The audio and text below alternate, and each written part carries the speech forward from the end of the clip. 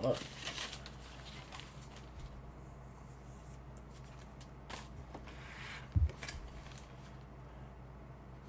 The ADF, Axiom Defense Force, was created as a reaction to the release of the Astral Drive. The corporations of Genesis saw profit, the Archipelago as a way to rebuild after years of war with the vampires. Axiom, all kings, emperors, and holy lords, saw it as a threat. Never has the many nations of Axiom agreed on anything faster, but that speed also gave way to mistakes. The ADF had complete dominion over all matters non-planetary, and the right to do just about anything to protect Axiom's ways of life. Once the Zix had come and the HC had rode in, every other planet was eager to relinquish the power. Axiom, however, refused to agree unless the ADF's authority was recognized in Axiom space. As it stands today, they are the only armada in the Hearth system other than the HC, but nowhere near the size, and nowhere near the amount of regulations. Welcome, everybody, to Astral Drive, Episode 7. We are back. So excited to do another episode. I am not alone. I am joined by these fine people. When I call you out, say hi. Aether Dios. Directly above me is Gerald Abrego. Good evening. Right next to him, the Buildmaster General, Philbilly 330, as Nulla Stonehand. What's going on, guys? And then last but certainly not least, our unofficial official partner in all things TTRPG, Wizard's Respite, who is playing Alfred Whitecastle. Howdy, everybody. All right, so just to recap, everyone, they had finally repelled the borders on the Initiate ship Arisen. Then they had all found ways to kind of start healing and putting themselves back together and start trying to figure out what had happened. Throughout the course of this, though, the ADF showed up wanting one of their prisoners from the Raiders back. Meanwhile, Alfred Whitecastle had interrogated the prisoner and found out that that prisoner was in fact a double agent for the ADF within the Raiding Barbarians. At the same time, we also have Harrison Arn, the admiral of the entirety of the Hearth Collective, was heading in to personally assess the damage, as an attack of this magnitude had not happened in years and years and years and years and years. Never on his watch. The two got into an argument, which was diffused by Gerald Abrego's incredibly mistimed speech. And then we also got a little backstory into Nullus, well, a little bit more intrigue on Nullus Stonehand, as he was personally and alone interviewed by Taya Valk, the ogre admiral of the Axiom Defense Force, with the intent of getting Nullus to join the ADF and defect. So, that's where we are. That's where we're picking up. We're going to start right off the bat with Nullus. Where are you going, man? You just walked out of the room. I would probably be going... I want to talk to Thaddeus, so I'd probably be looking to find him. Which he may still be, on the bridge talking to Arn? Yes, and Thaddeus did not want to go to the bridge and talk to Arn. Thaddeus very much wanted to supervise you and your meeting with Taya Volk, and was not allowed to, basically. Well, I'm going to head to the bridge and let Arn also see that I'm back, since he knows that I went to that meeting. Okay, all right.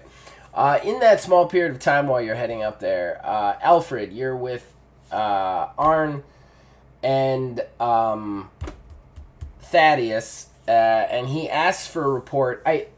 One thing I'm going to say on camera, I have been game mastering slightly poorly for you fine gentlemen. as to what this game is supposed to be.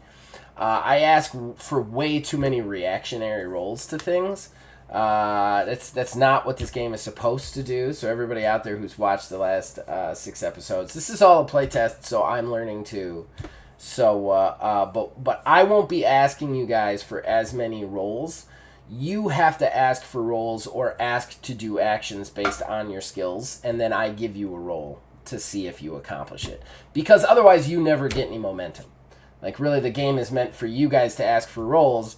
If you don't, you never get your momentum, you never get your experience points. So, the way I've been game mastering is a little bit off. I'm going to try very, very hard to fight down every one of my game master urges, and I have no idea why I decided to design a game that's completely against everything that I usually do as a game master, but I'm going to fight that back so that I don't constantly ask for reactive rolls from you guys.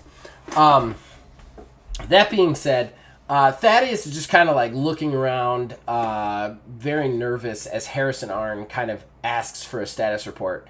And Thaddeus is kind of looking behind him. He's not even really, he doesn't even really hear the Admiral at first. And Harrison's like, "Oh, Thaddeus! Thaddeus? Earth to Thaddeus!" And then he turns around and I'm like, "Oh, God. Oh, what? Sorry. I'm sorry, Admiral. What were you asking?" He's like, "Good God, man. I know it's been hell up here, but you're going to have to give me some serious answers. What's going on? Give me a status report. Give me everything. Give me the full rundown of what happened." He actually finally like turns to you, Alfred, and goes, "Can you give me the rundown of what happened?" I can. Yes, I've was in my office when the attack occurred. I haven't gotten a debriefing on every aspect of the ship, but I have the gist of the majority of it, and unfortunately, a few more questions that are not yet answered. Should I go ahead and give him the rundown as is? Yeah, you could just like, if you're gonna omit something, let me know. But otherwise, you could just be like, just tell him everything. You know, is whatever. Yeah, I'd pretty much just tell him, the whole spiel about, us finding the Nix and everything. Zix. Zix. Thank you. Zix. Your game master has a Z in his name. Yeah. That's how I remember. Zix.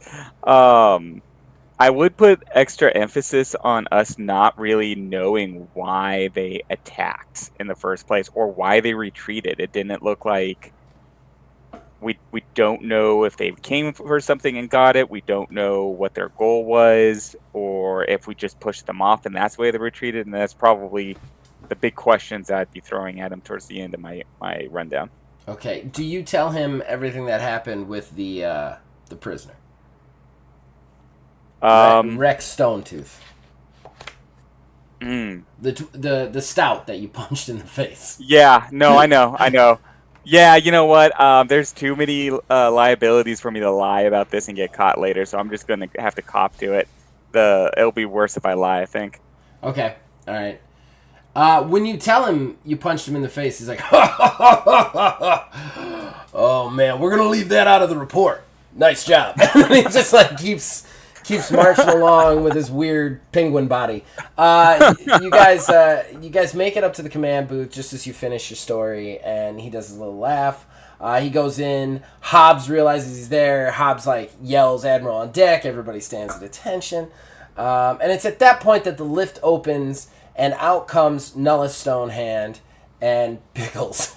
The Pickles, the Velociraptor, just click, click, click, click, click right behind him.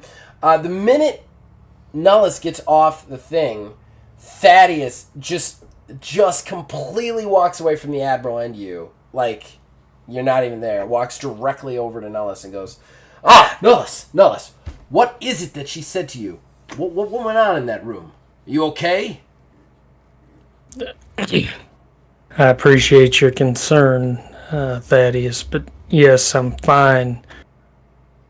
She said not much and a lot all at once, if that makes any sense. She, what is Arn doing while Thaddeus walks over? Arn looks like he's looking over. Give me a perception awareness just to read the situation, and since you asked for it, you could get a momentum if you get it.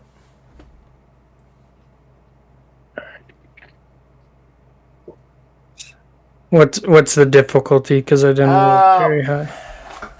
We're gonna say 10. I might get it. 7, 8,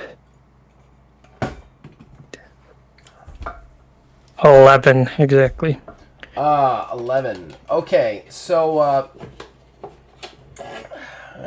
you didn't get a super victory, so you could tell he's a little. I mean, he looks like Arn. He's very miffed at the whole situation. He looks a little miffed that Thaddeus just walked away from him during this situation for one initiate and his Velociraptor partner. But at the same time, you kind of get the feeling he's not generally super mad at it. Like, he's a little bit like, what the fuck is that about? But, like, it doesn't look like he's about to drop the hammer on either one of you. I'm standing right there still, right? Alfred? Yeah. Oh, yeah. I'm gonna see if I can move in and sort of distract him a little bit. Okay. And maybe take some of the heat off of Thaddeus for a second, since he's my friend and everything. Phil, would this you be like gain maybe a a momentum manipulation? Yes, go for it. Okay, cool. Didn't do great, but I didn't do terrible. Actually, I have a 2 in manipulation, so plus my intelligence. Gerald was 14. with you guys, right? Cannot quite remember where Gerald was. Was Gerald with you guys? He was downstairs. Or was he going care to come with us? Was he going to his quarters with his giant, loud chest? I think he might have been going to his quarters. Aether, do you remember where you were? I can't hear you, man. You're muted. They just kind of left me there because I'm not a bridge officer. Also, they find me very annoying. Well, Arn finds you funny. I'm going to say that right now. He laughed his ass fair. off. Yeah, and Nella seemed like he was totally, like, loving what was happening down there. I don't think anybody wasn't laughing. I don't think anybody wants to be on a ship with you, but... Ash was laughing his head off. Alfred was shooting daggers at you with his eyes. Yeah. Well, you also didn't think that they were actually going to send you an auditor. Oh, did I just especially freeze? not this one.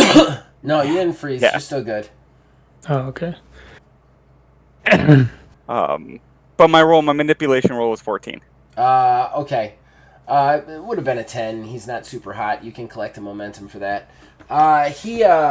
You kind of step in, kind of diffuse the situation. He looks back to you and he goes, "There's a lot to review. I can see that the three of you seem to have bonded a little bit. Am I right by that?" Absolutely. Those men saved my life, and I don't think I could have accomplished what I did without them.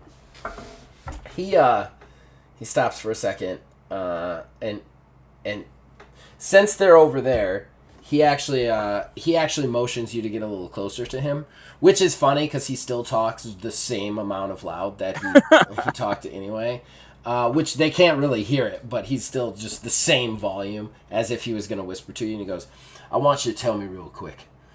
I've heard some stories just coming in. How integral were those two men to retaking this ship?" The bridge would have been lost without them. And I would have been lost without them, even trying to get into the bridge and do what I did. Then, if it wasn't for them, the Zix would have formed a hub. And, well, I think we all know what that would mean for the galaxy. His eyes For the hearth. His eyes actually go wide when you say the word "a hub," and he goes, "A hub? You saw a hub forming with your own eyes?" I stabbed it with my sword. Well, damn, boy. Taking out a hub. That's something else. I'll give you props for that. I give all three of you props for that. He looks at you and goes, that Nellis Stonehand, he's got a bad record from this here institution. But personally, I'm from Genesis, and I'm a little bit biased to men who done work the fields. That being said, I'm glad to hear he stepped up when he needed it. Thaddeus has always been a good judge of character, and I'm glad he was right about this one. He fought very well and very bravely. I might also recommend Hobbs. He got everything organized while we were on our way to the bridge and helped with the raid as well. He kind of turns around looking to like which one Hobbs is. I'm guessing you point him out. Yeah, I do. Okay. Just sort of indicate. All right. Good to know. Trying to get my... Good to know, White Castle. So here's what's going to happen. Ty Valkyrie's going to sit in that box for now. I'm going to go ahead and review some of the tape from that attack. Going to take probably about a couple hours, all right?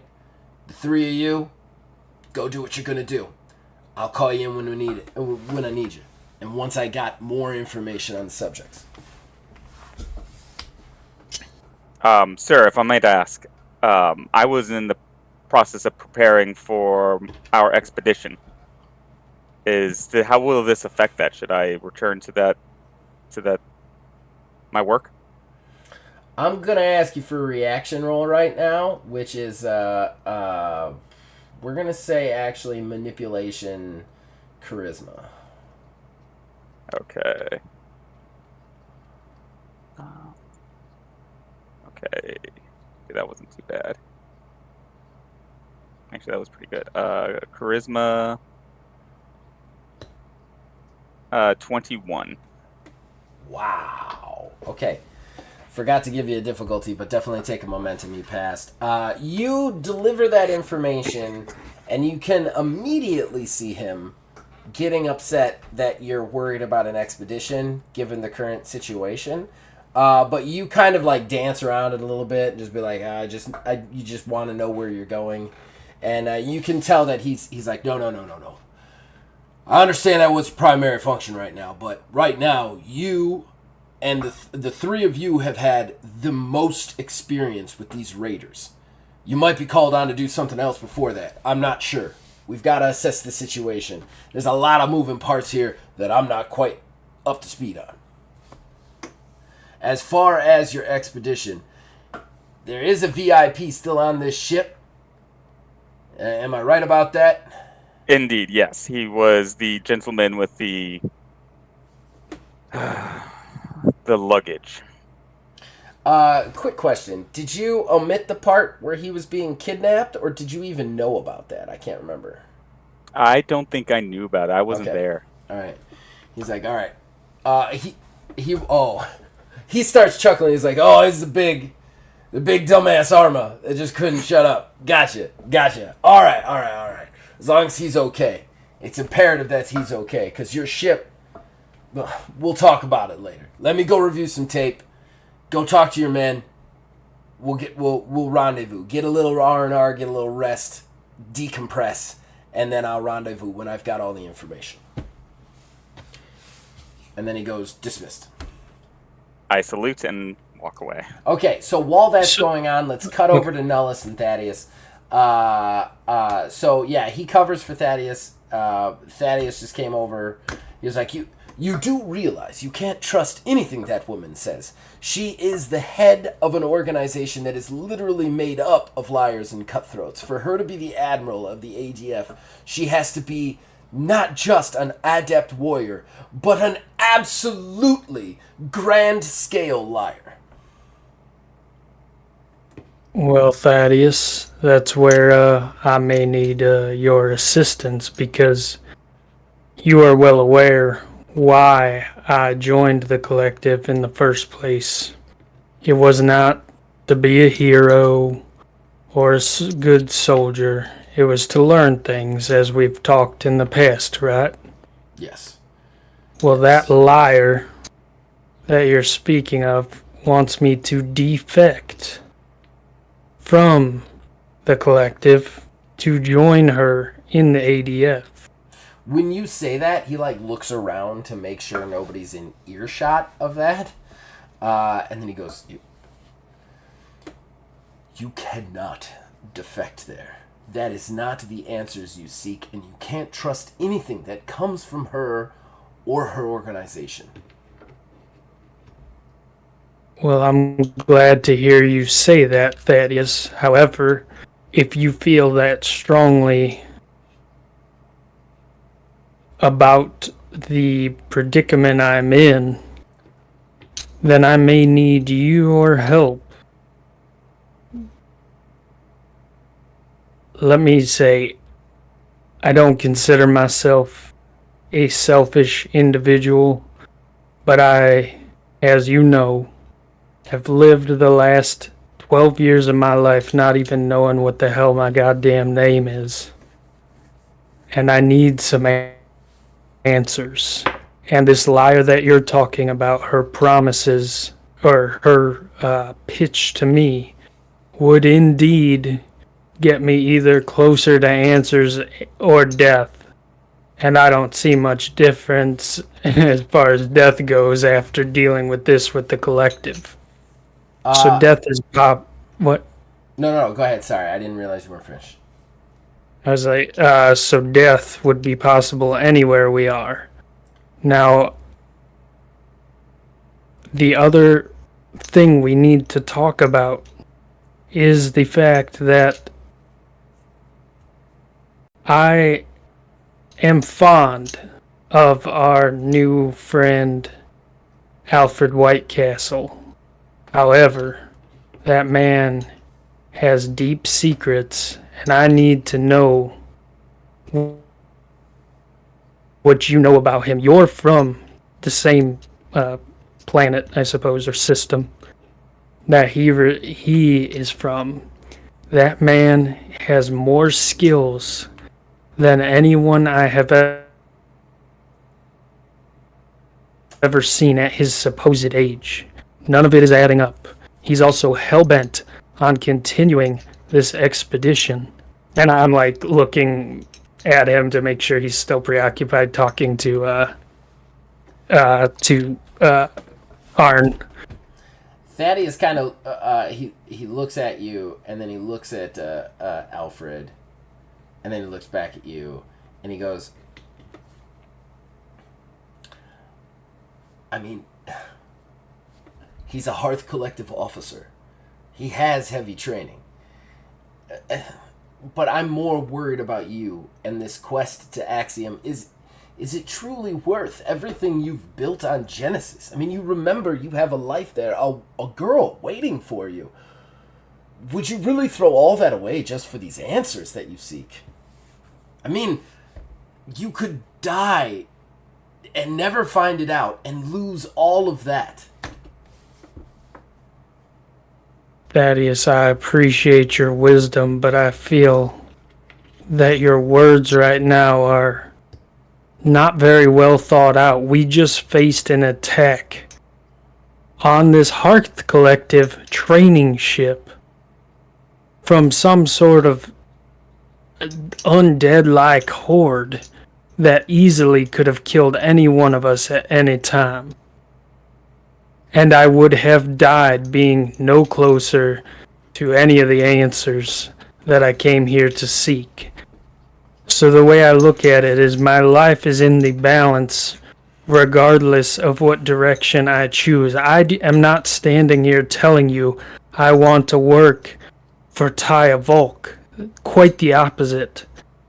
What I'm telling you is I need help to get answers, and I would rather do it with the people that I trust, such as yourself. And I look at Alfred again, and I'm like, and even the ones I don't, because I know they are skilled to a point where it could be beneficial for myself as well to have people like that around. At this point, Alfred starts to walk over. We need to discuss this in further, deeper in private, but somebody is coming. He turns. He turns over to see. He kind of turns to Alfred, and then he turns to you, kind of almost desperately, and goes, "Yes, we need to speak with this more in private.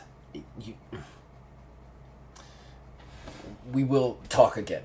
And then at this point, Alfred's in earshot. Alfred. As Alfred comes, I say, so as I'm saying, Thaddeus, what if you were to tell Arn of the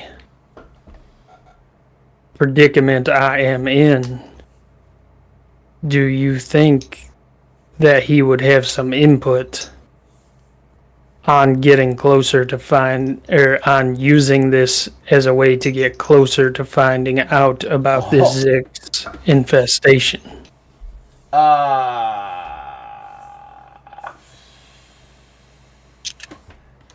how would you react to this? So many things are going on right now.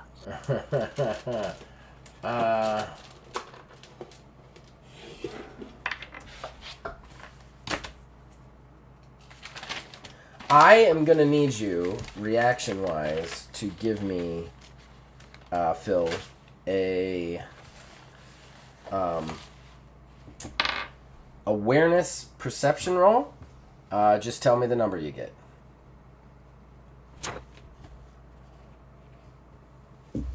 Fuck did my dice go?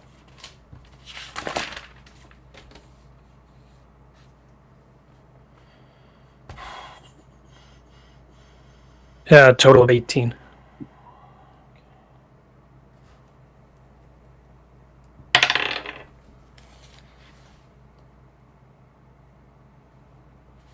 Did you hear me? Yeah, I did. Okay. He takes a second. He reaches out his hand. He touches your shoulder. And then he speaks from the heart. And he just goes, "My friend, you must trust me on this. I have never steered you wrong, and I have never lied to you. Tyavalk is not to be trusted. I do not believe we should go to Arn with this information, because it could impact the relationship between the very Hearth Collective and the ADF, that she said these things to you, let alone the mission in the future.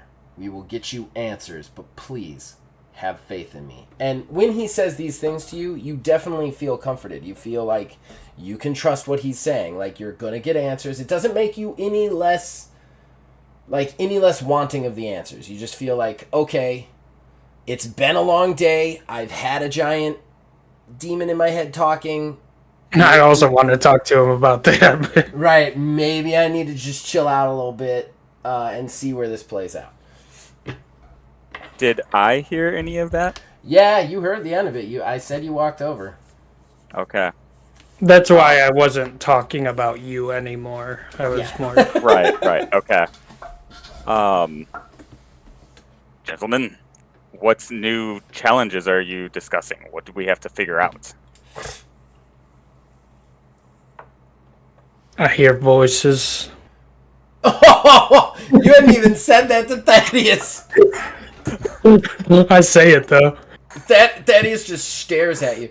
Thaddeus's eyes go wide for a second, like real wide and like real scared. And he just looks at you and goes, "What kind of voices?" Oh, not just voices. They take me away to somewhere I've never been, never seen. To a demon. What? I once had a concussion that was bad enough where I thought that I was back home for a while. My mother was there. My father wasn't. It doesn't matter. You took a couple of pretty good hits. Alfred's blaming it on CTE.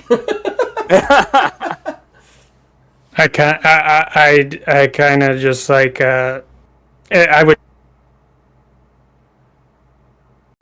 Oh, he froze there for a sec. Kind of just smirk and be like, "Here, am I good?"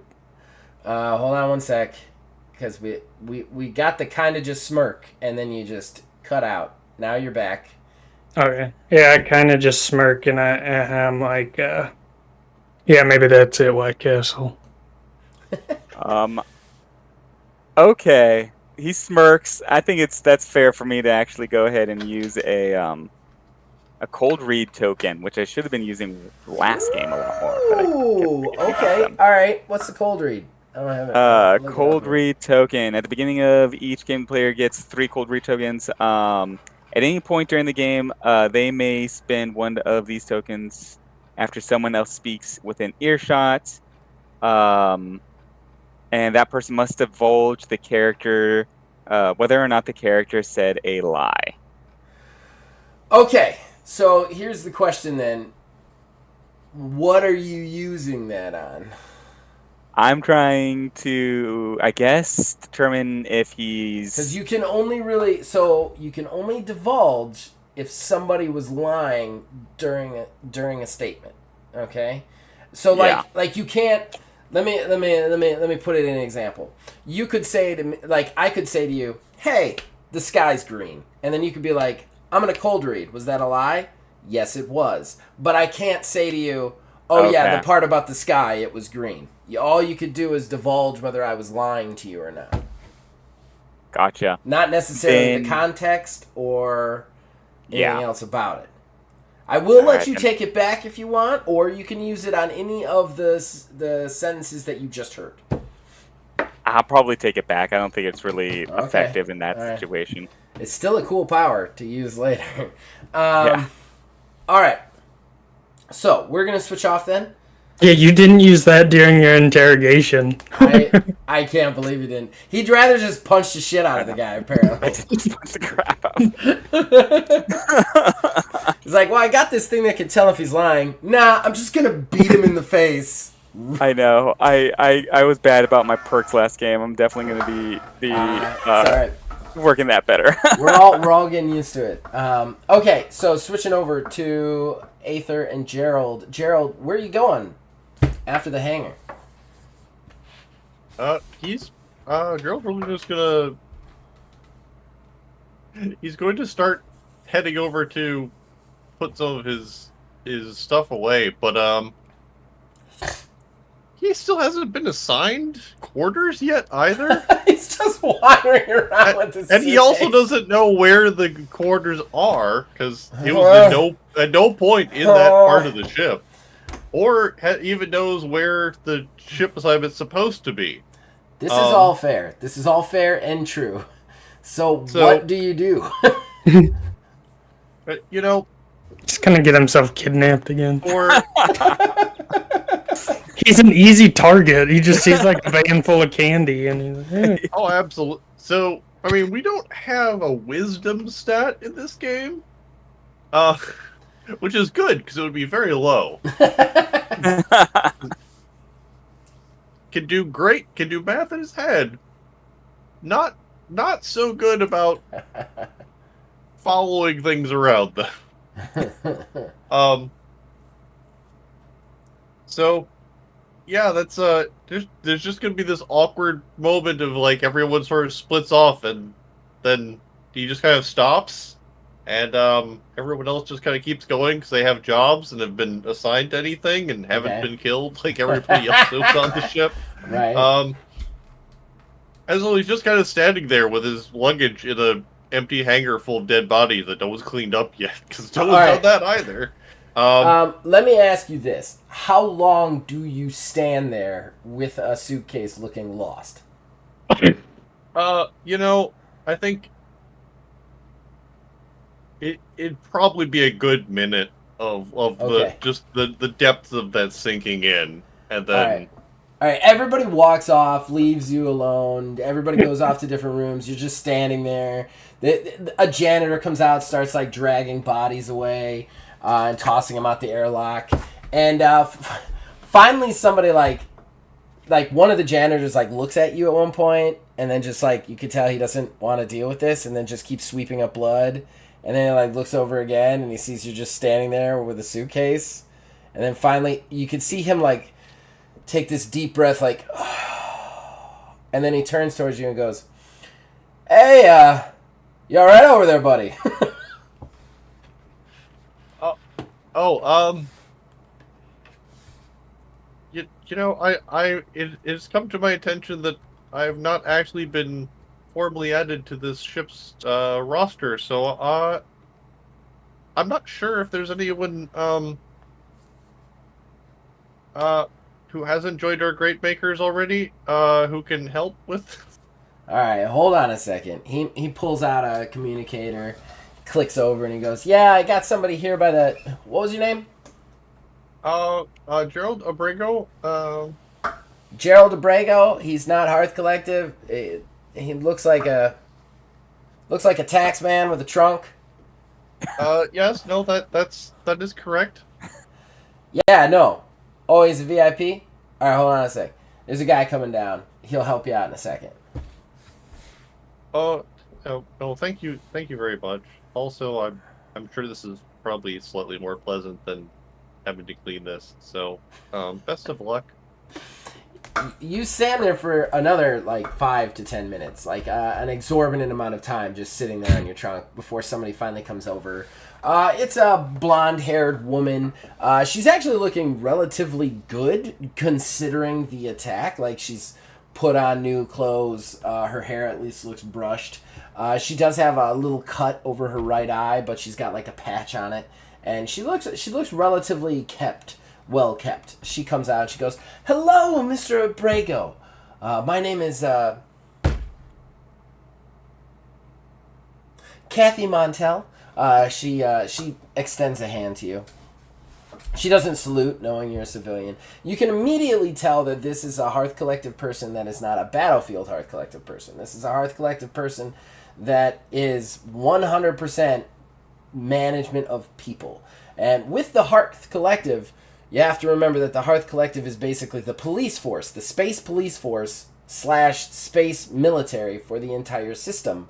But to be that, they literally have to constantly interact with tons of different VIPs and nations and everything.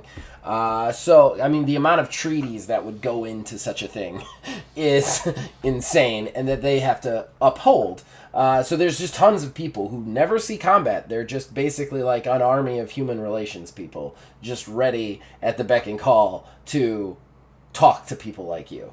And she just extends a hand. I am so sorry for everything that you went through, the ordeal. This, I can assure you, nothing like this has ever happened on this ship. Oh, that's very good to hear. Thank you. I'm pleased to be here with the. I assume this is not.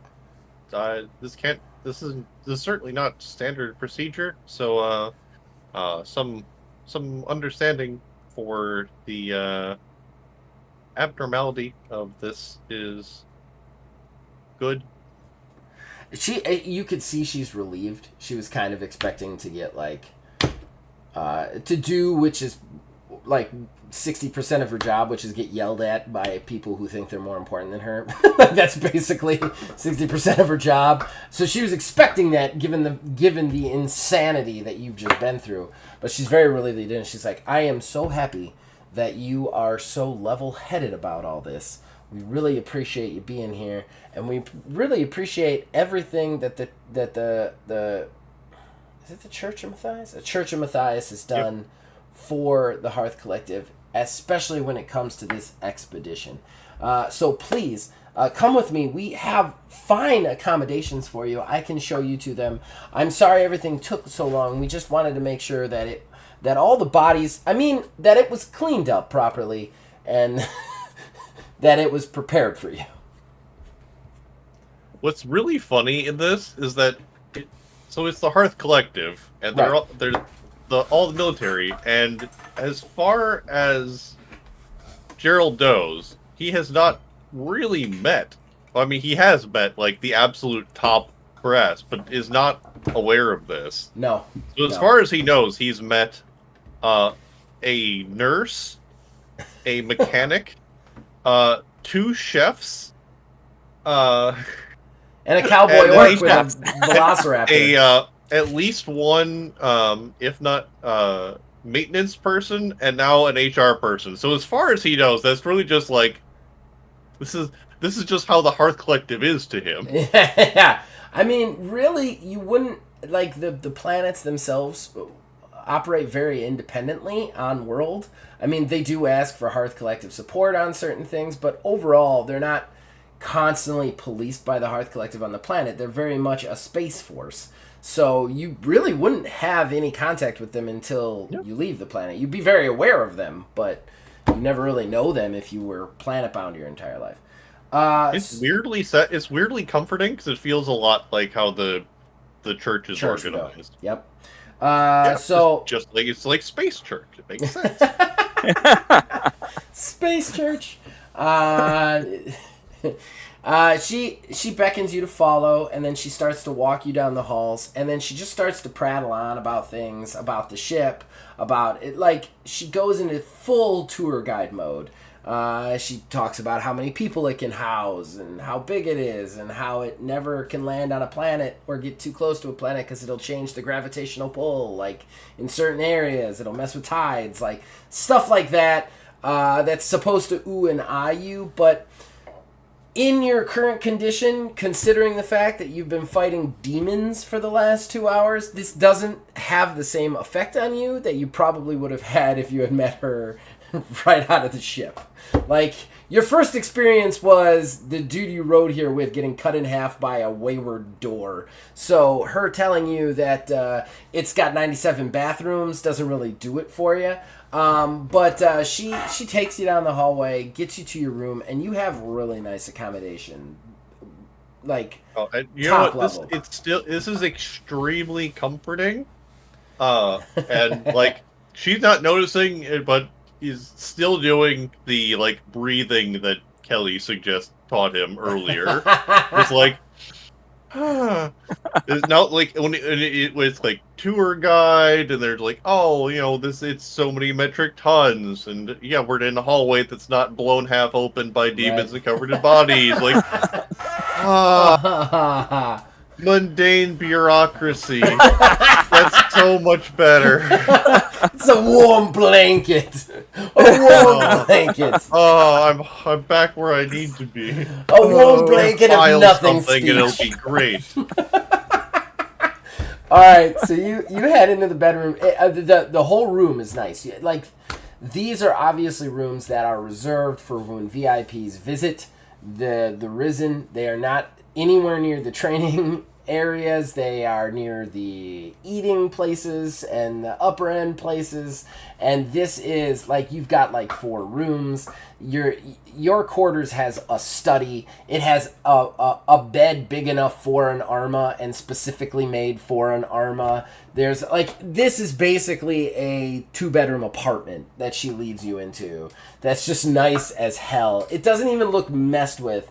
So whatever janitorial staff like rushed in here in the last 15 minutes knocked it out of the park because it looks gorgeous in here. She actually apologizes to you, though. She's like, I am sorry for the disheveled nature of your room, but you must understand, given the circumstances, what's going on. I can assure you that we will get you whatever you need as soon as our kitchen is up and running. However, for whatever reason, a good portion of our kitchen staff has vanished. And we're not exactly sure what's going on with that. So we will get that up and running and get you food as soon as possible. Now, until that happens, my name is Kathy Montel. She hands you a Hearth Collective communication device, specifically designed for VIPs, obviously. She's like, you can click. She shows you a button. She's like, dial this number. It immediately reaches me. Anything you need, let me know. I will be here. I'll get you whatever. She's basically a concierge for you right now, is how she sets it up. Not too bad. It's finally like starting to kind of like level back into instead of like just like absolute like panic mode from the last like day and a half or however long it's been. Space, I don't know. Just breathing a lot better, and not stammering quite so much.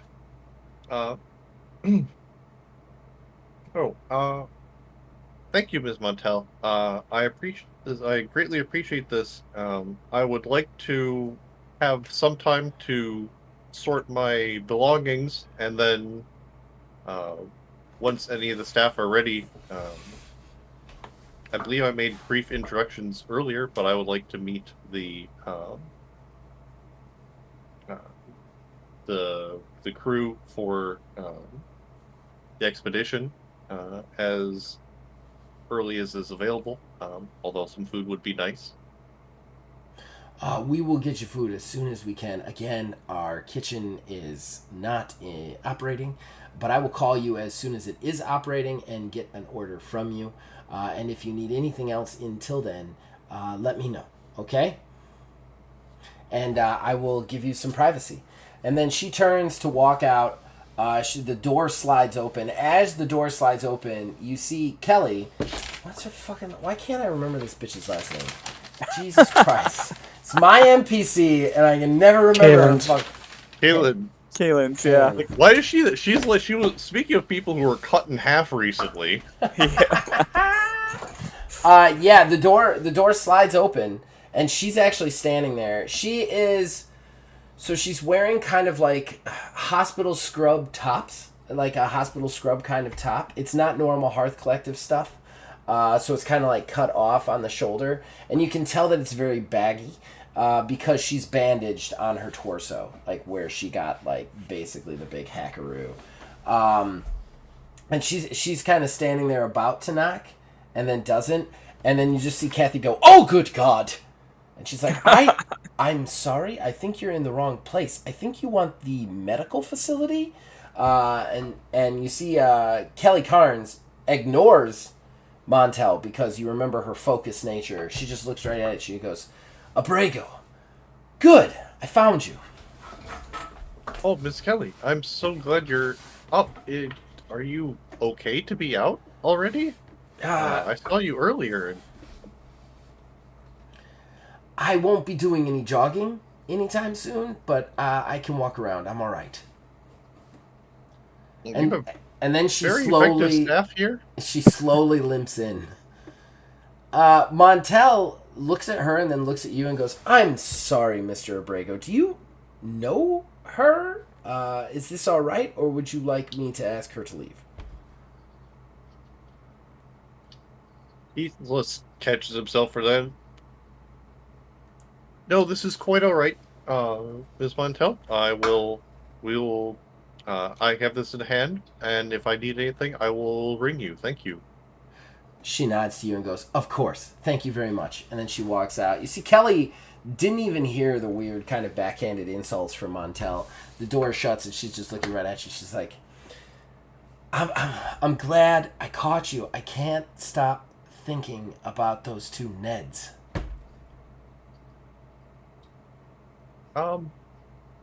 Yeah, if it makes you feel any better, they have left. I don't know if that makes me feel better, though. No, I heard. I got somebody to tell me on the way over here. Kind of a shootout, but they managed to escape. Why did they want you? They specifically said they were here for you. Do you know them? No. I'm actually kind of surprised. This is a very nice base. I'm used to going to small congregations and filing their expenses. This is I was not really sent about this nice. I wonder if Father Tobias did something, asked really kindly to the captain. She starts to fall. Give me a quick agility unarmed check. Oh no, I am not fast. Just raw agility. And hand to hand. All right. Raw agility. Actually, I'll let you go acrobatics if you have it, but I doubt you have that. I'm gonna spend a momentum to reroll. Okay, all right. I like that you're spending momentum to catch her. like this is that important. I'm gonna drop momentum in second this. momentum to reroll. Oh my god, dude. Come on, well, my. Literally, the universe is preventing me from helping her. There is absolutely nothing that Okay. he can do to stop All this. right. That was an 8, a 1, and a 5 sequentially. So she falls. Well, a 5 catches her. Oh wait, no, an 8 catches her. It was only a 5 difficulty. Oh my god! So take your momentum. I've never had a difficulty that low. Yeah, easy is 5. I've also not rolled that low, so here we are. Yeah. Yeah. So take back your momentum. It's close to the ground. It's real close to the ground. Yeah, she falls, and you're like, oh, and you like catch her arm, which like kind of pulls on her a little bit. She's like, ah. But you manage to like get your other hand in around her head and kind of like help her up into one of the incredibly nice chairs in your fucking sitting room or whatever, and you put her down in it, and she's like, I'm sorry, maybe I shouldn't be out of bed. I just those guys, those cooks, they were on this ship for how long? Gerald, I know you're new to this thing. I know you're new to the Hearth Collective, but those guys were here on the Risen who knows how long, waiting specifically for you. I mean, they've got to be working for somebody to be able to be implanted in the most powerful organization in the galaxy. Not only do they have to be working for somebody powerful to do that, but if somebody could do that to the Hearth Collective, do you kind of see where I'm going with this? I mean, it's been quite a day or two. Raiders are not uncommon, but demons that don't exist existing is not there's something very specific happening. Yes. She's like, those 2 cooks were not raiders. They were not put on this ship by a organization of space Viking pirates. That is not what they were. They were something else, and they were here specifically for you. Which means that if they were here specifically for you, anybody on this ship, she kind of holds her thing again. She goes, anybody on this ship could also be here specifically for you, and also be part of whatever organization put them here in the first place. Oh, that is very concerning. Gonna need some Melanta there, concierge. Some Tums from a heartburn. It's bubbling. I should probably meet with the expedition team or the captain as quickly as possible. At least to oh gosh, it could be them too. That's inconvenient. She touches your shoulder and she goes, "You see what I mean? It could be them. It could be anyone. Okay? I think in this kind of position, the only ones, and don't get me wrong, this is not the way I want it. The only people we can truly trust is us. That's why I'm here. I can't get it out of my head."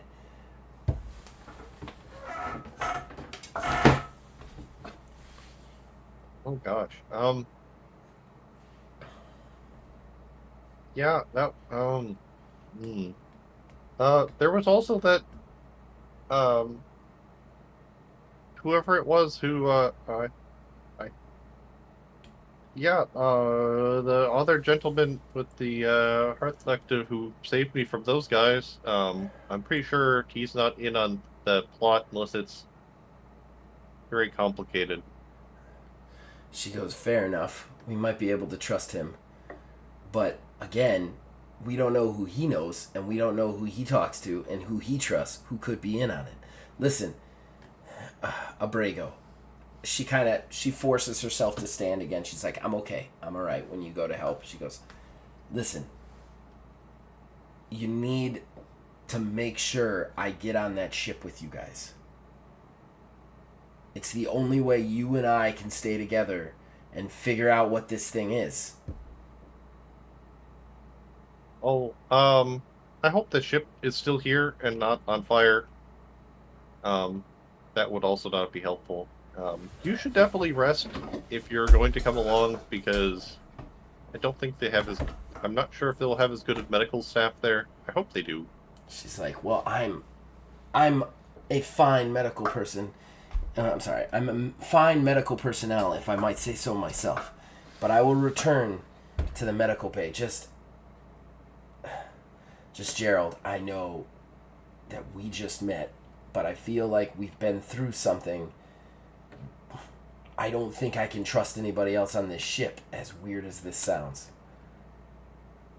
So, you gotta get me on that ship so that we can figure this out.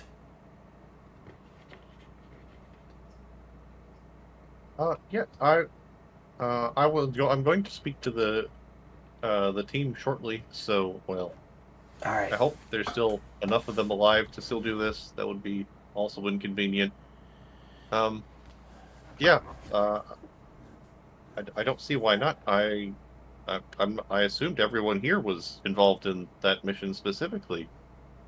Otherwise, we would just be at a normal space station, I would think. She looks at you confused. She's like, you think everybody on this ship is going on that expedition? Gerald, this is a training ship. This is a training facility.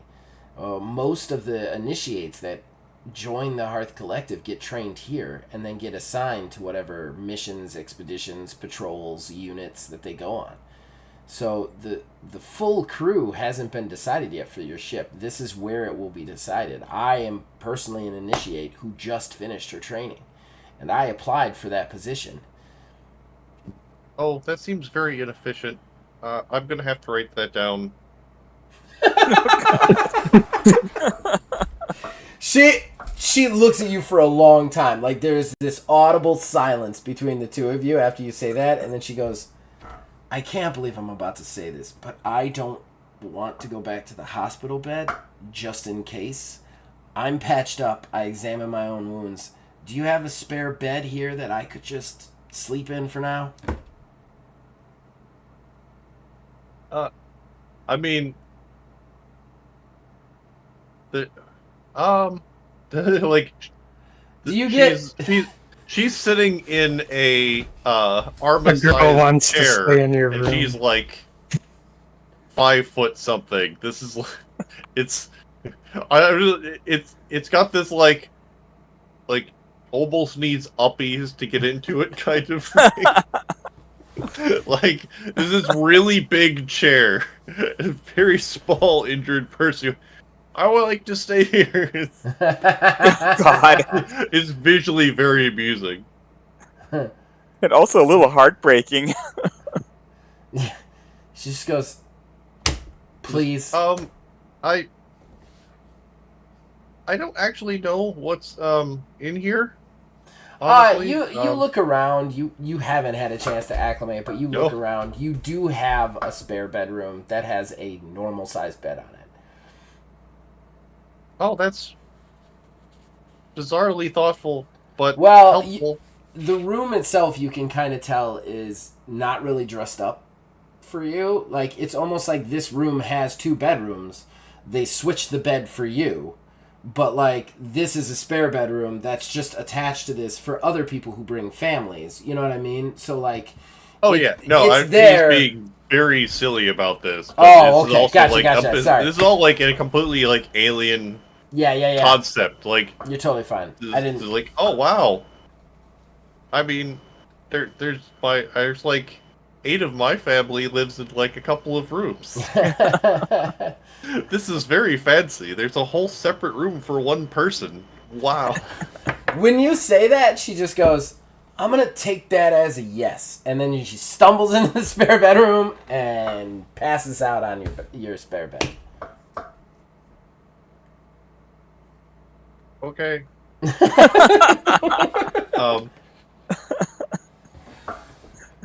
What do you do? Yeah. it's just one more bizarre thing for him, but it's not like any weirder than anything else that's happened. It's just strangely consistently weird. So the first thing is he's just going to like change into a nice suit that's doesn't have like giant gashes and blood on it. And like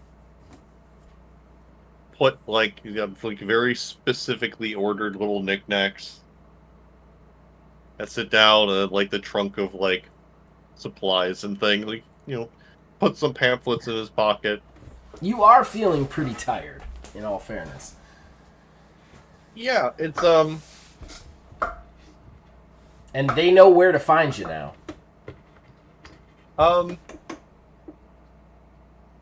He's gonna give Kathy a call and just leave her a message at least to and just say yes, Miss Montel, Miss Galens is going to stay here. Please see that she is also taken care of for now.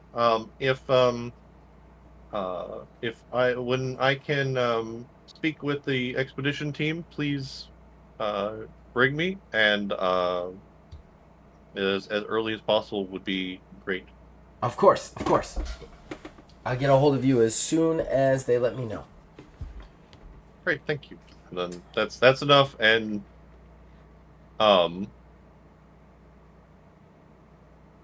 yeah, like he doesn't need that much rest, but like this is still a lot.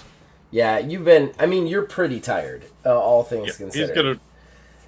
You've been basically... This is a good rest time. Yeah.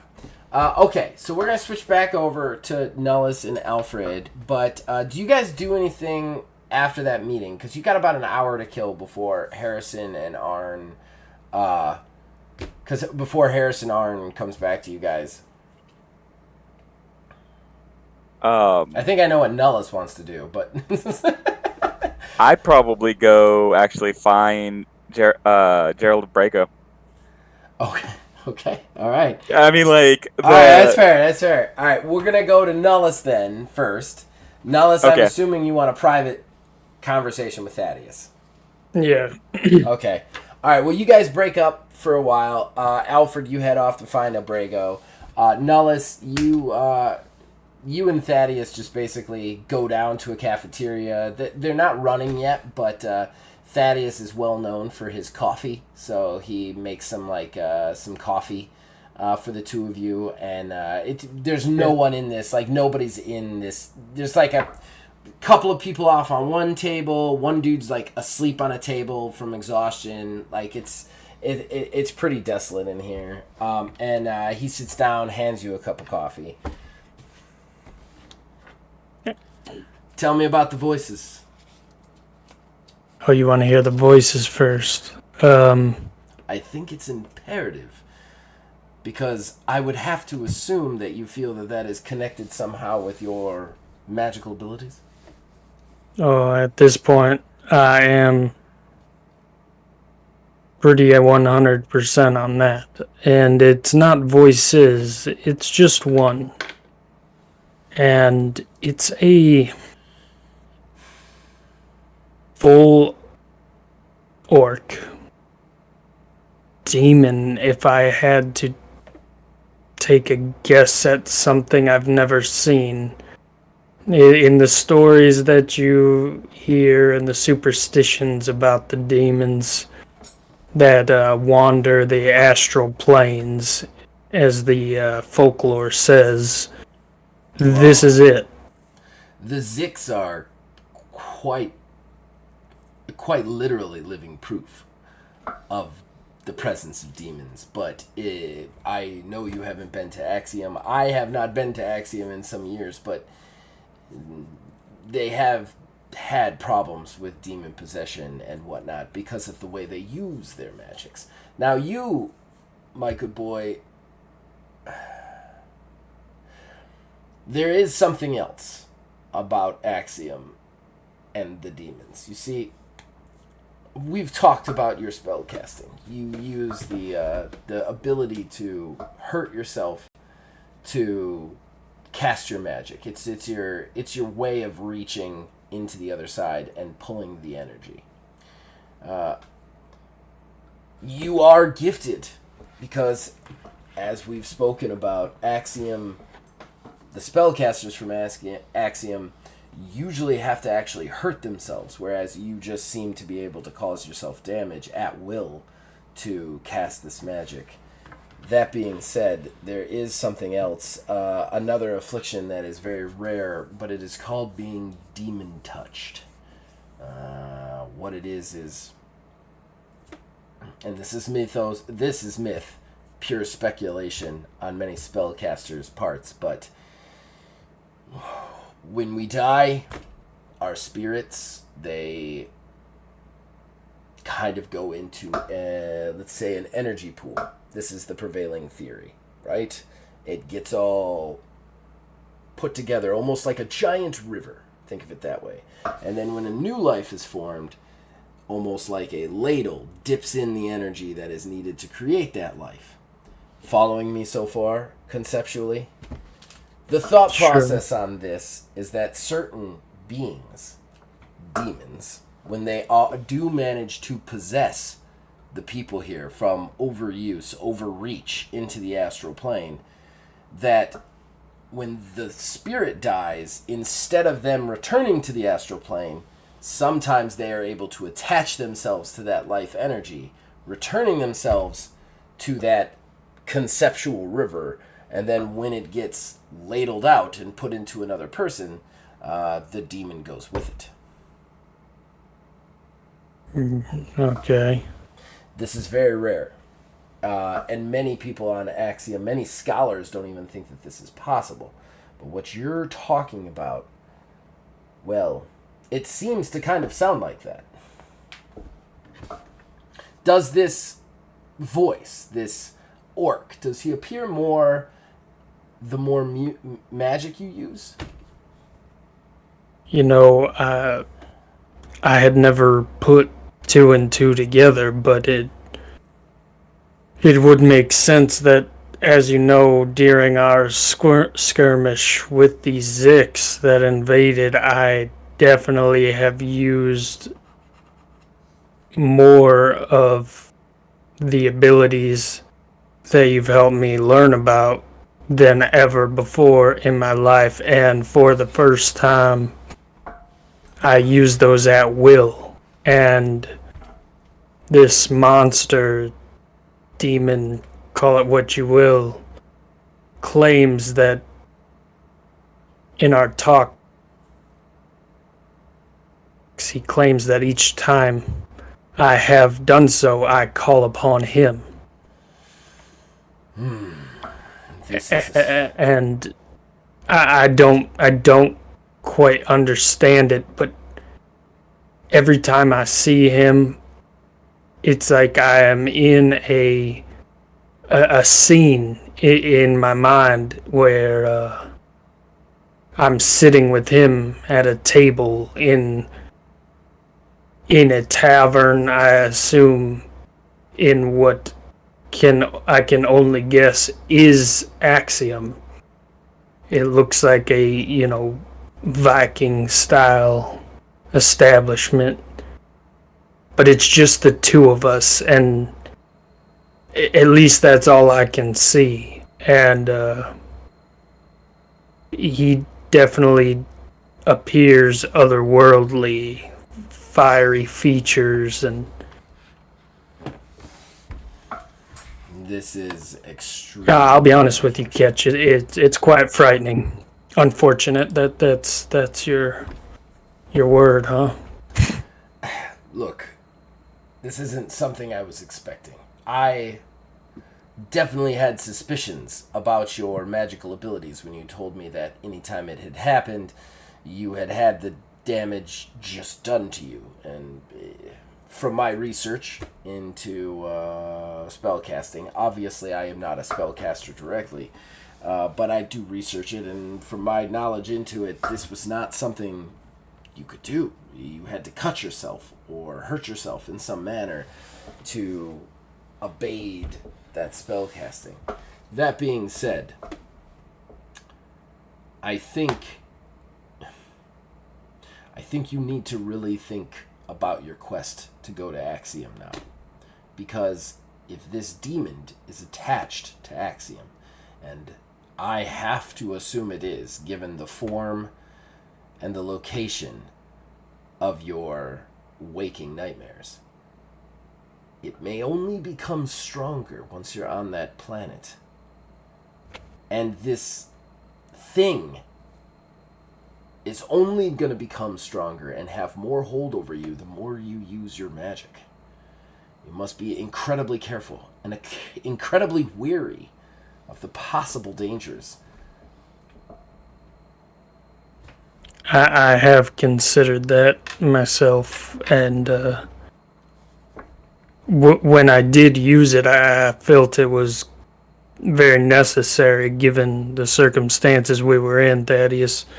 But I have to ask you, how long can a man run away from his demons before he deals with them head on?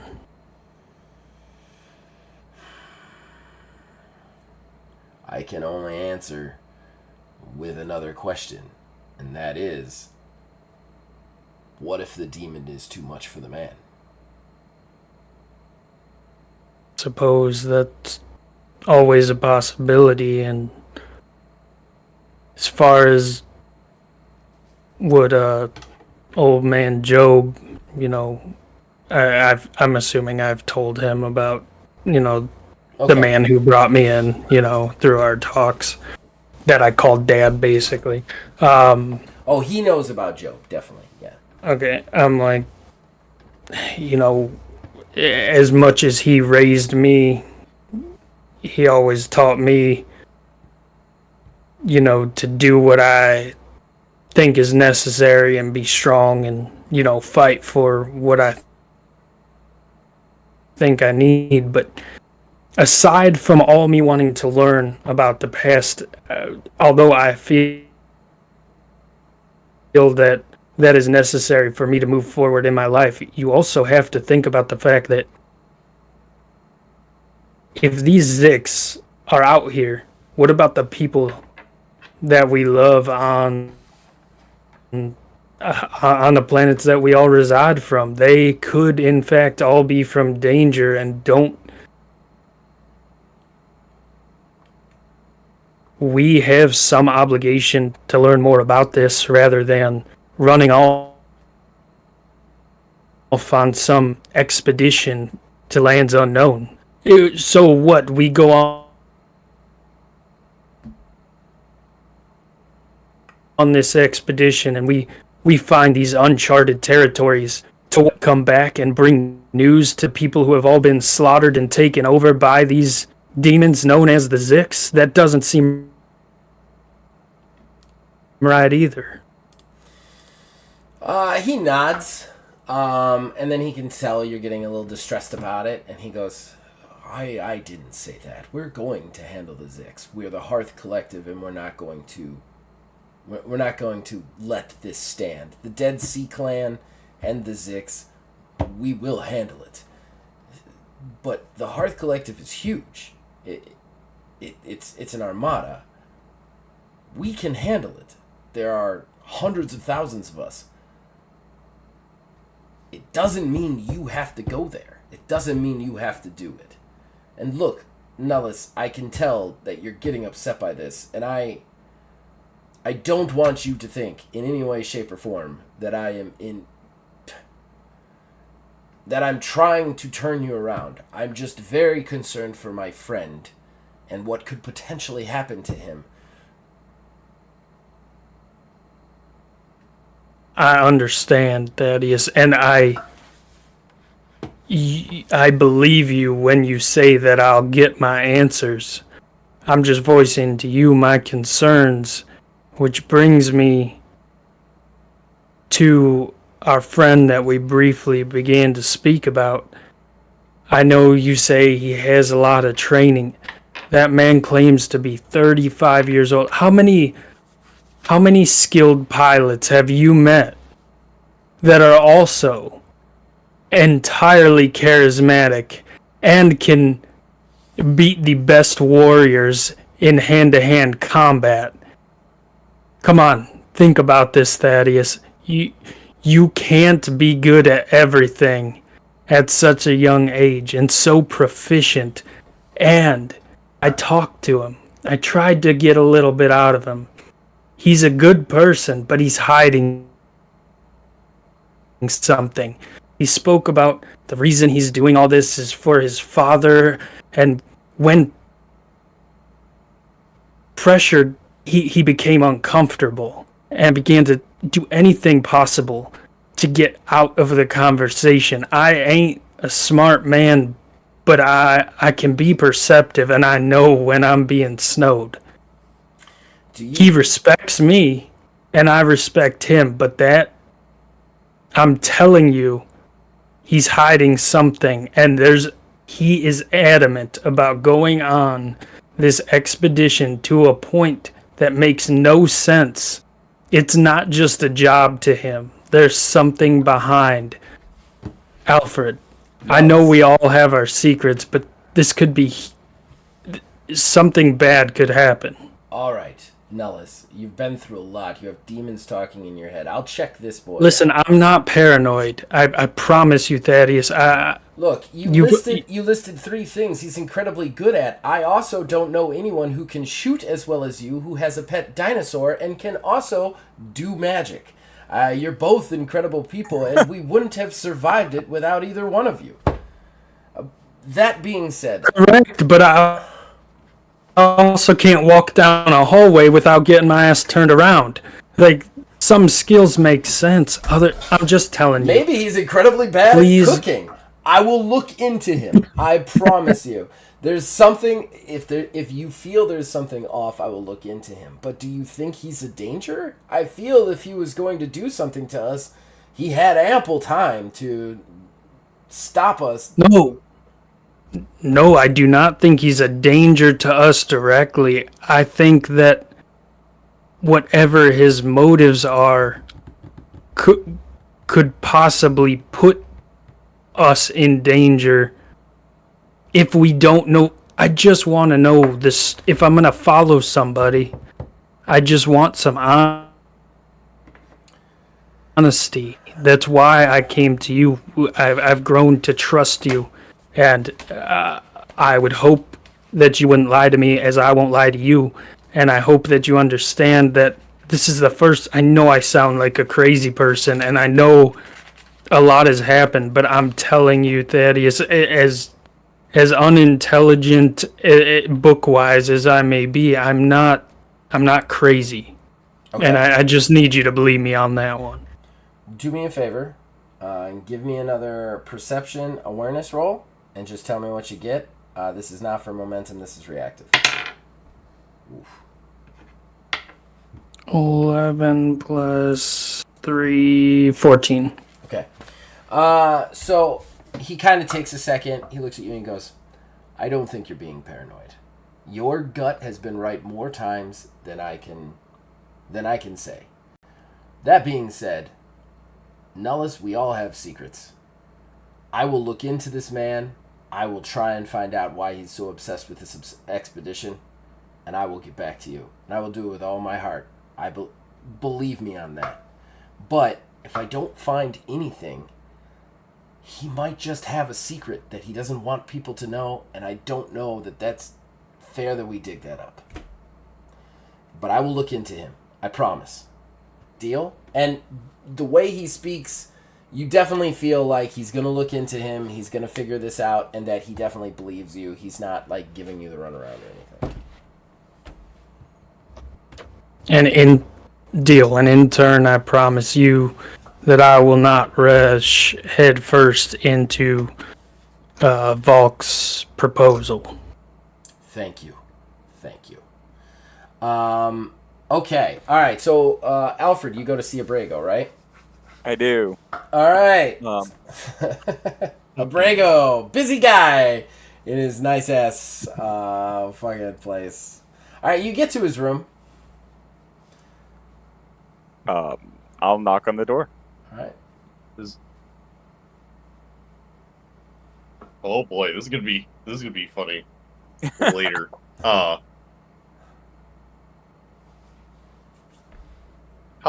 long do you think this has been? How much later has this been? Not much later. I'd say probably like 15, 20 minutes tops. Like, you were kind of right up to speed with where they separated when I switched over. Because I was gonna have you rest if nobody came and talked to you, basically, and then Yeah, I was kinda, just but- whether you're gonna have to knock real loud or not. Because yeah, he's good. Kind of shake up from being half asleep.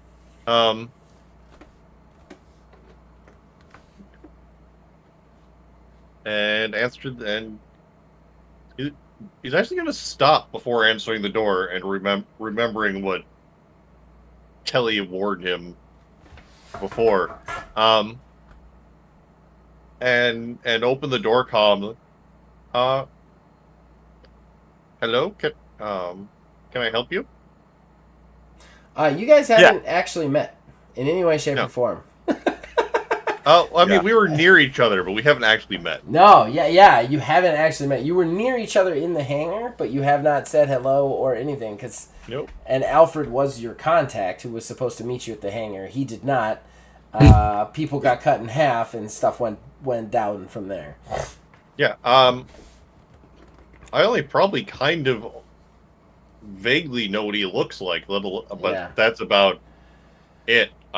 Not even to really. be named. Like, Like, I don't think you have yeah. name tags. No, this guy, Like- he's just standing there. There's just this dude standing there. I mean, he's Describe knocking yourself, on the door. Alfred. The door is closed, so I'm opening the door calm. Right. Oh, the calm. Yeah. Oh, I thought you meant calm, like calmly opening the door. I Oh didn't no, realize no! that's I'm calm. opening it just My bad. the Yeah, the okay. video, the voice. His ring doorbell. Yeah, my Who's ring there? doorbell. Yeah. So you just say, Yes. Good day. How can I help you?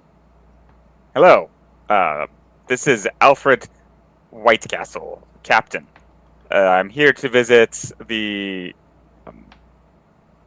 Jared Abrego. Hey, you don't know what I sound like. Yeah, no, no. No. My understanding is that he is quartered here. Oh, one moment. And he's gonna pop open the door. And yeah, it is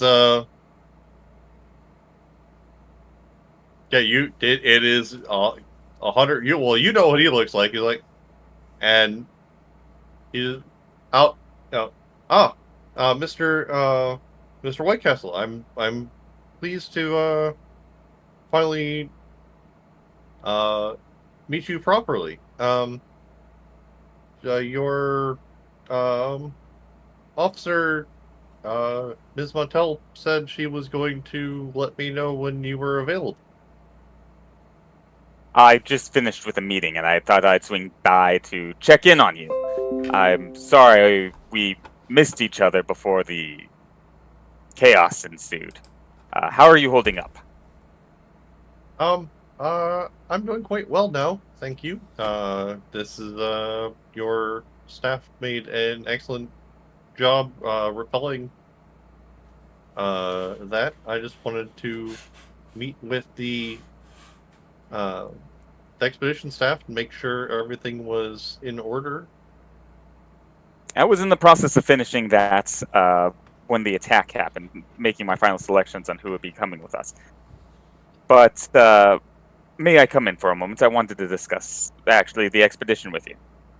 Oh yes, please do. That would be that's what I would like to discuss. Okay. Would I have any, walking into this room, have any idea that there's a, like, medically traumatized woman from in the other room? No, she's probably out cold. I will give you a perception awareness, but you need to get 15 or higher. Okay. Like, you need to get a lot to see any signs. Because I don't think anybody shut the door. She just passed out, so maybe you can see, like, a foot in there or something. But I rolled a straight 17 without my mods. Jesus Christ. All right, take a momentum. Dang. Yeah, you see a body in the spare bedroom on the bed. You only got you would have gotten probably 5. You definitely, like, at first you're a little alarmed, but then you kind of realize that it's probably personnel resting of some sort, or maybe he had a guest. You don't know. How is your assistance? And I sort of nod towards the bedroom.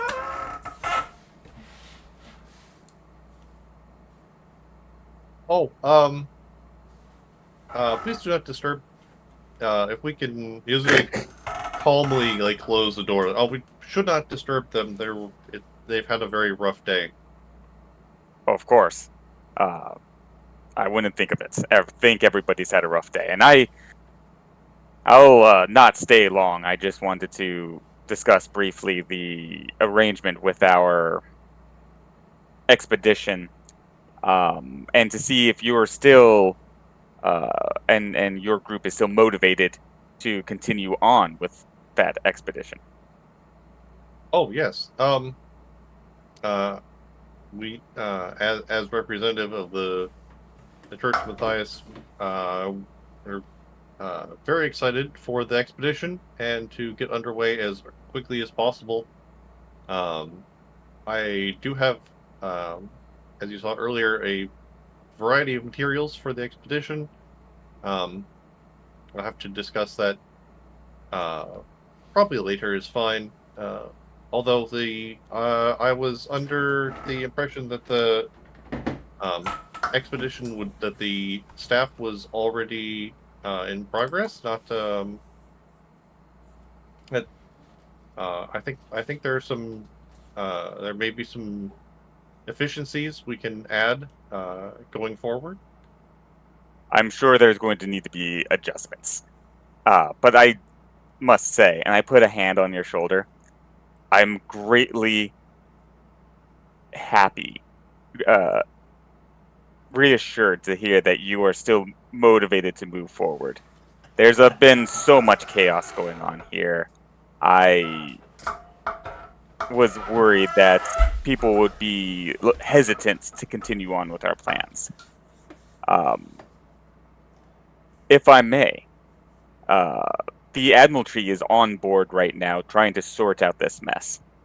It may be beneficial for the expedition to be mentioned directly from you and your parties. Send him a word and let him know that you're ready to go underway, and I'm sure he'll also reassure him that this is we are all ready to move forward. Excellent. That sounds very much according to plan. He's also going to can I roll Sure. perception? Yes, don't have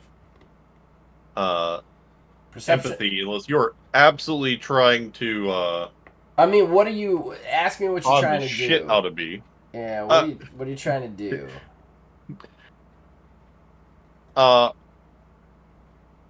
The literally the first thing after we've been invaded is the captain walks in and says, "Hey, can you tell my boss to that we should get things going?"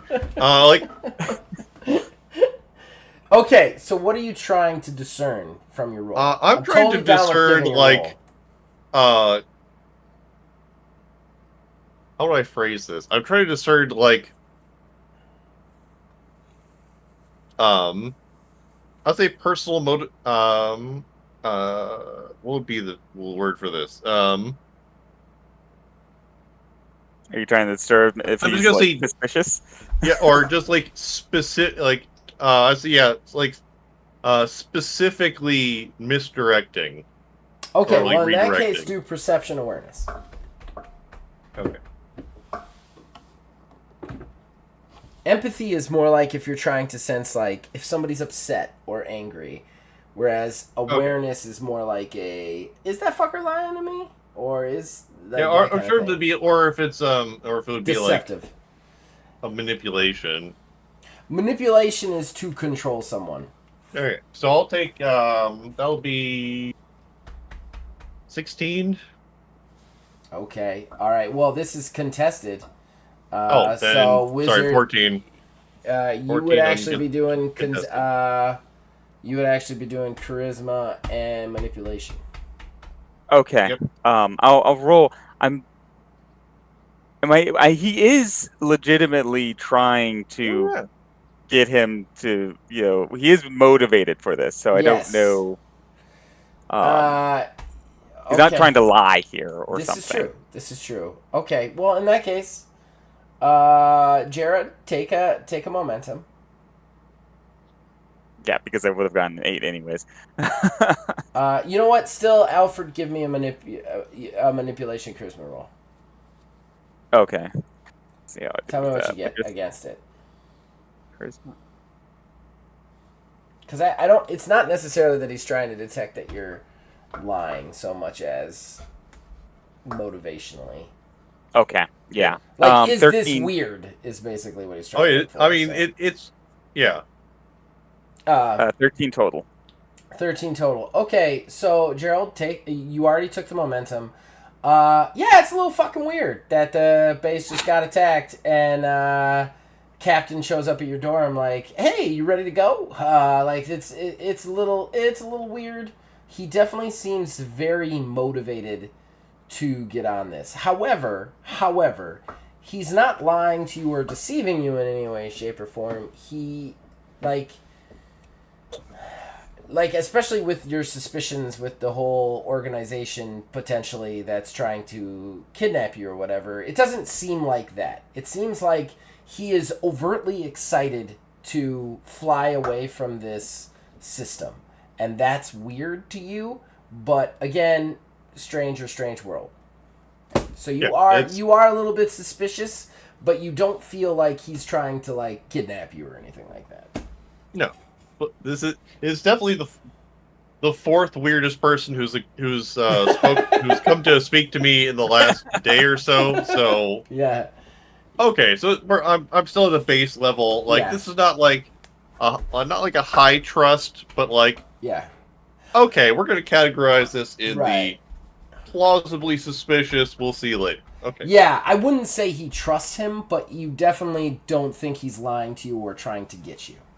Like he definitely he's here. He wants to go on the thing, and he wants you to tell the admiral that you still want to go on the thing. He's definitely very motivated to go on this expedition, which seems a little weird given what has just happened. But at the same time, if he is motivated to go on this thing, he may definitely need you. Well, he knows he needs you to do that. So he needs to make sure that you're on board. But he does. The timing is a little weird. Oh yeah, but also like I'm just as motivated for entirely different reasons. I want to get the fuck out of here. Like There's a lot of motivation now. yeah, I definitely This can't system just go, sucks. yeah, I definitely can't just go back and be like, oh yeah, my bad. Yeah, well, demons just Demons. sorry you spent all that money on the trip. Like, yeah, he was made very aware of what the importance was, though maybe not how important Just call he the, was going to be to just them. call Tobias. There are demons. Can I come home now? All right. So, yeah, he seems good. At that specific moment, both your phones ring. Oh. I'll pick it. It is the command. Well, yours is the concierge, Gerald. Yes. Alfred, you are getting a direct call from Harrison Arn. Oh, excuse me. And I turned to leave as I opened the phone. It's an emergency. It's the Admiralty is calling. please, if you would remember to send him a message, and I walk out the door. I'll Right. check in on you soon. Yeah, that's the captain. Hello. Yes, Gerald, Mr. Abrego, this is Montel, Kathy Montel. I have been notified by Admiral Harrison Arn himself that he is requesting your presence as soon as possible in a certain room. I'm coming down to lead you there, if you don't mind. No, I don't mind. I just spoke to the captain as well. The captain? Oh, If of you your could expedition. You notify mean me. White Castle? Yes, Mr. Whitecastle just left. If you could he's- notify me sooner, I would appreciate that. Of course. If he's still there, he could probably take you. He should be getting a call himself. He left very quickly. That's the captain thing. I got a feeling I'm going to be turning right around. Yeah. Okay, so we're gonna fast forward just a little bit. You all get a call. Nullis, you also get a call, which is incredibly strange because you are initiate, but you get a direct call from a Harrison R. Not Harrison himself, but his number, and you are also requested there. So I'm guessing you head there, correct? Oh, yeah. I'm asking you. Yeah, everybody. Yes. All right. You guys end up in this briefing room. It's a large open briefing room, usually used for training mission briefings, like not real briefings, but like they'll initiate. You're gonna run this training, and we're gonna do a briefing here. It feels really weird because usually it houses like 50, 60 people at a time during a briefing, but the only people here are Harrison Arn, Taya Volk, Rex Stonetooth, the Stout, with a fat lip, Alfred Whitecastle, Jared Abrego, and Nullis Stonehand. Nullis, you're actually the first to arrive. Thaddeus comes in after you and is shocked to see you there. He goes, Nullis? Are you supposed to be here? Did Harrison call you? Yeah, apparently peons are important today. He chuckles. He goes, "You're not a peon. No one's a peon on this ship." And then he sits down. As he sits down next to you. Alfred comes in, and then Gerald right after him. You guys all sit down, and you see Harrison kind of look over you guys and goes, "Good, good, good. Glad to see you're all here. Sorry to call you out, but well, I have looked over the tapes, and I have conferred with Admiral Volk here, and we have a situation that all of you have something to do with, I think." He then points to the screen. You guys actually see, and this is the first time probably Nellis and Alfred are going to garner any respect for Gerald, but you see a mess hall. You see a dirty mechanic. Alfred, you'll recognize him as Carl Vargas, the guy you were probably going to hire. You see him get pinned down to a table. You see this huge orc standing over him with a big great axe about to take him. And then, seemingly to materialize out of nothing, Gerald Abrego just appears behind him and shoots him with a fucking huge revolver. He goes down, and then Gerald just runs away really fast with Carl. They just both sprint out of the room scared. And then Up and down kind of thing. Can I interrupt as we're watching this? Sure. Like, I know it's out of turn, but remember, I'm not all professional. I look over at Gerald. I'm like, holy shit, you did that like on purpose? Oh gosh, that was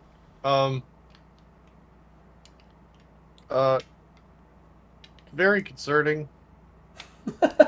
Also, when we walk in, when he sees Harrison Rex, Arn, oh, you're alive.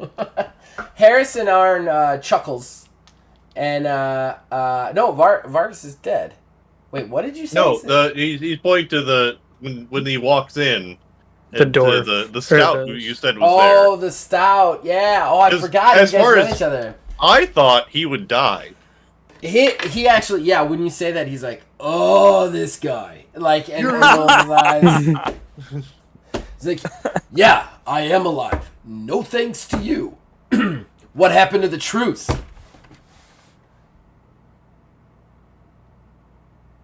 I'm not a, we lost everybody who was fighting then. I'm a tax man. He goes, you're an accountant? And at that point, Harrison Arn steps in. He's like, all right, everybody calm down. Yes. There is a lot of mercy in the preacher's revolver. We all have it. But here, you'll notice this. And then you guys see a gargoyle walk in, kind of from off screen, walk over to the orc that's downed, picks him up. They seem to have a conversation, so the orc is not dead. And then they kind of walk out. At this point, Harrison Arn points up the screen and he goes, at this point, the retreat was sounded. That orc right there. I just start laughing because I'm realizing that Gerald Abrego saved you all. into the siege. He goes, that orc right there is Gull Draxon. He is the current tribal head of the Dead Seas. The team. And I don't know if you noticed that gauntlet that is glowing. We believe that is the source of the rogue Zix that he was controlling. He kind of turns around and he goes, if you'll notice, all the Zix went crazy after he left. And that's when they started creating the hub. Until then, they were under Gull Draxon's control, which means Gull Draxon has found a way to control Zix.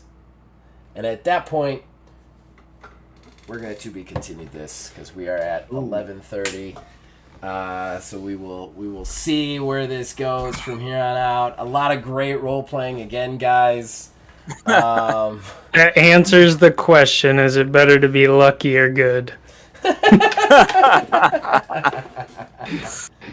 Jesus. Yeah.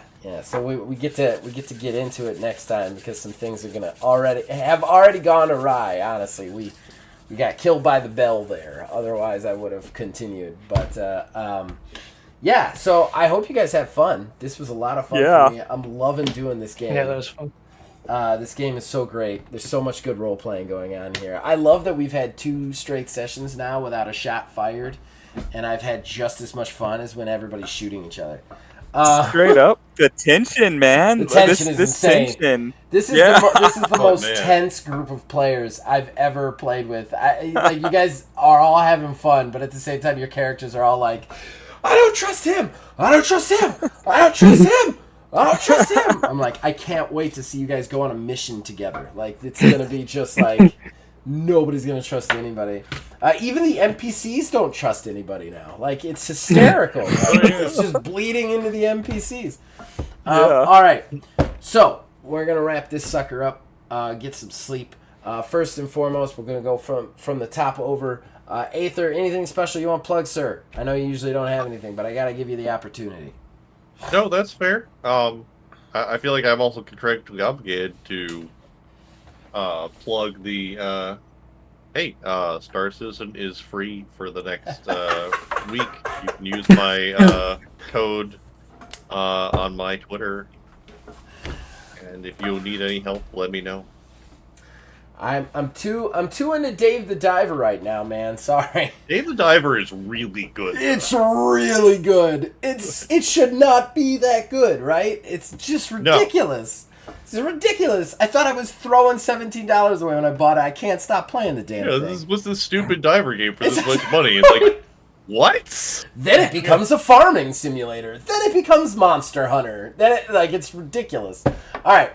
Before we get into a impromptu conversation about Dave the Diver, Philbilly330, anything you want to plug, man? TMNT on the 22nd, I believe, 20th. will be. It is the 20th. 20th. A week from the Okay. a week from tomorrow. Yeah, me, Wiz, and Zach will be heading back into session 2 with sound this time. And that'll be exciting. And also, So pissed about that. yeah, I know. I've never been more excited for a video game, and wow, Baldur's Gate 3 is coming out at the end of this month. I get access to it 3 weeks early, or 3 days early. So I will be streaming that most likely on Zach's channel, Old Man Gaming, as soon as that comes out. So It's everybody's channel. I just run the goddamn thing. That's awesome. I'm really looking forward to those streams. I always love those streams. It's just not a game that I would play, but I enjoy watching you play them. So that's I'm glad that that's coming back. Finally, Wizards Respite. What do you want to plug there, sir? Tomorrow we are dropping. Not tomorrow. Friday. This Friday we are dropping another episode of Sanctorum. Yes. This week we were chatting about Hero Kids, which is a family-friendly game. Parents can play with their kids, bring it into TTRPG. Not nearly as bloody as what we've been doing here. Yeah, any 7-year-olds watching, first of all, stop. Second of all, that's the Sanctorum to listen to. And third of all, go get your parents and make them watch it. Friday, Sanctorum's dropping, and really excited about that. It's going to be obviously here. It's also going to be on the website, wizardsrespite.com. And all places you can listen to podcasts, Spotify and all the other places. Exactly.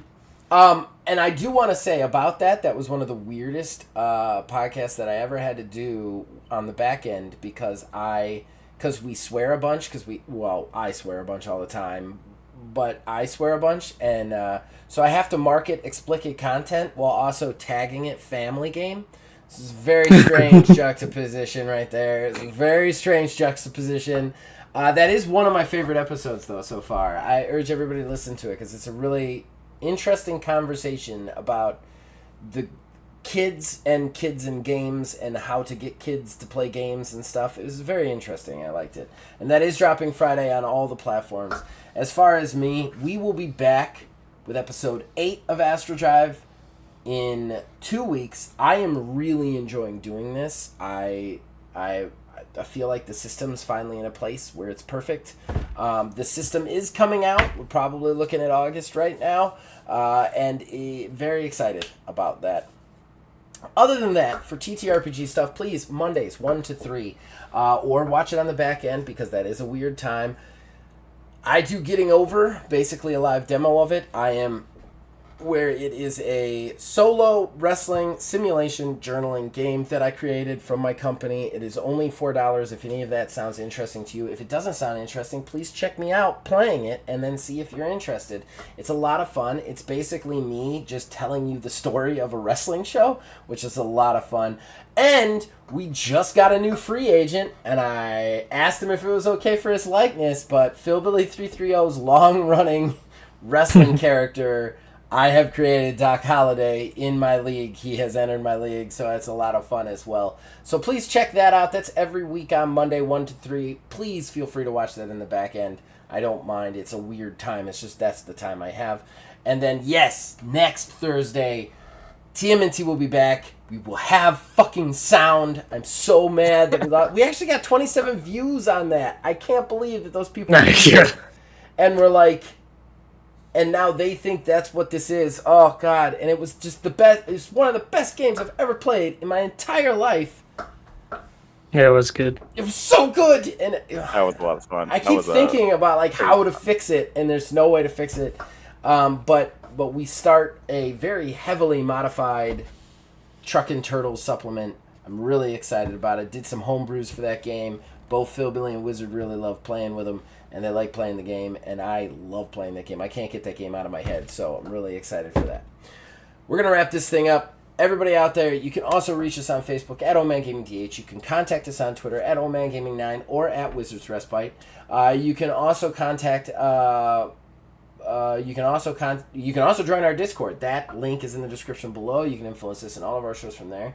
You can also go to wizardsrespite.com, give him views. It's wonderful. You can also see all of the back end plays of all of our stuff there. So if you're not watching it live, watch it there. It's better for everybody involved. And then, as usual, you keep watching and listening. We'll keep making them. We'll see you guys next time. Bye!